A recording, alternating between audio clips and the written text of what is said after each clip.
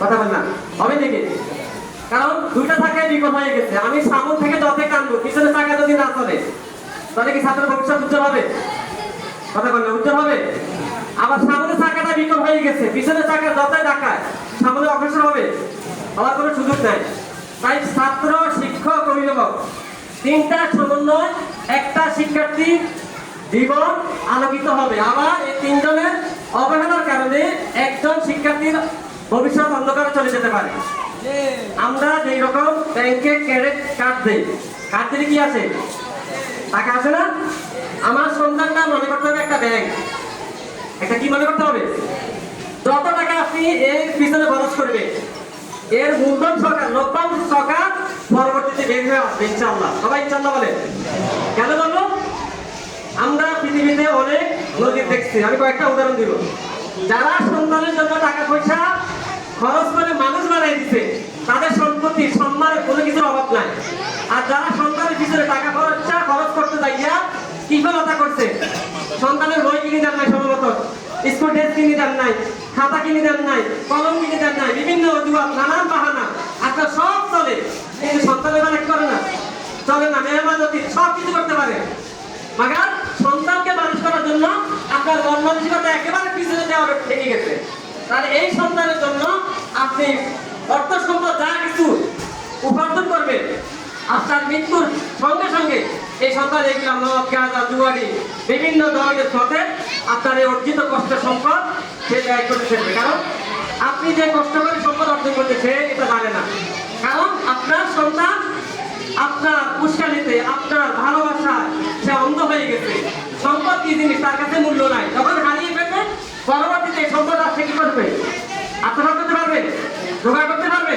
পারবে না। কিন্তু আপনি যদি আপনার সন্তানকে সুশিক্ষা শিক্ষিত করে মানুষের মতো মানুষ করে দিতে পারে, অর্থ দিতে না পারলেও, জায়গা সম্পদ না দিতে পারলেও, বাড়ি গাড়ি না দিতে পারলেও, এই সন্তান অদূর ভবিষ্যতে পুরা বিশ্বে আপনার নাম ছড়িয়ে দিবে।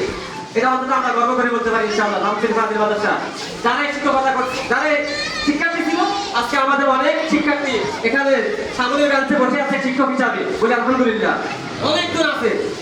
এই প্রতিষ্ঠানের ছাত্র এই প্রতিষ্ঠানে এখন শিক্ষকতা করে। তা আপনার আমরা আদিও থাকবো না। এখন যারা সামনে আছে আমাদের অভিভাবক, অভিভাবিকা বিন্দু, আপনার সন্তানরাই আগামীতে আমাদের এই মাদ্রাসা কি করবে?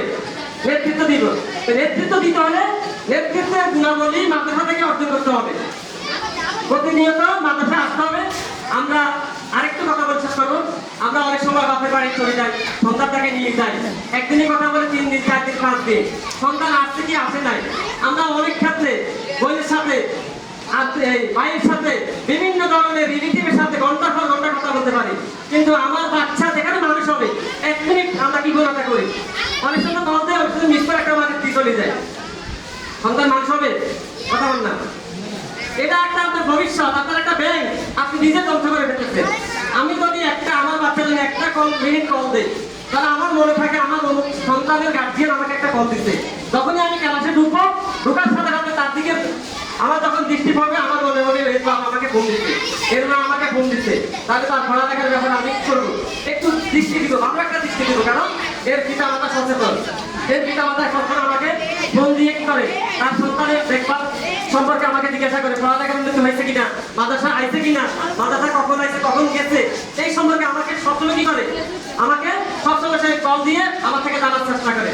আর যেই সন্তানের মা বাবা জীবনে 1 টাকা খরচ করতে মাদ্রাসা কি বলাটা করে, কিন্তু অন্য ক্ষেত্রে টাকা খরচ করতে দ্বিধাবোধ করে না, এই সন্তানগুলো যেমন মানুষ হয় না, নিজে যেমন অমানুষ হয়, তার পরিবারটাও অমানুষ করে দেয়, পুরো সমাজটাকে সে ধ্বংস করে দেয়। ক্যান্সার হইলে একটা মানুষ ধ্বংস হয়, একটা সন্তান যদি ধ্বংস হয় তাহলে একটা গাছ ধ্বংস হয় না, পুরো সমাজটাকে সে কি করে দেয়? ধ্বংস করে দেয়। যেরকম বাড়িতে হাঁস মুরগি হারলে, লালন পালন করলে, এক বাড়িতে যদি ঝুলুনি লাগে পুরা বাড়ির মুরগি যায়, মারা যায় না? মাছ থাকে? কথা বল না, মারা যায় কেন? এটা এমন একটা সমাজ রোগ। ঠিক আমার আপনার সন্তান যদি একটা ঘরে যদি একটা সন্তান অমানুষ হয়, আপনার পুরা ঘরের পুরা বাড়ির ওই সন্তানগুলো একটার কারণে পুরা বাড়ি ধ্বংস। আল্লাহ তাআলা আমাদেরকে প্রত্যেক অভিভাবক অভিভাবিকা বিদ্যুৎকে আজকে যেরকম আপনারা আমাদের তাকে সারা দিয়ে স্বতঃস্ফূর্তভাবে আমাদের চলে আসছেন, আপনাদের মনের আকুতি বিনতি যত সওয়াব পাওয়া আছে সব আমাদেরকে বলবেন। আমরা ওইভাবে আপনাদের সন্তানকে সুশিক্ষায় শিক্ষিত করার জন্য ইনশাআল্লাহ অঙ্গীকারবদ্ধ। আল্লাহ তাআলা আমাদের চেষ্টা আপনাদের চেষ্টা কবুল করে সকলে বলি আমিন।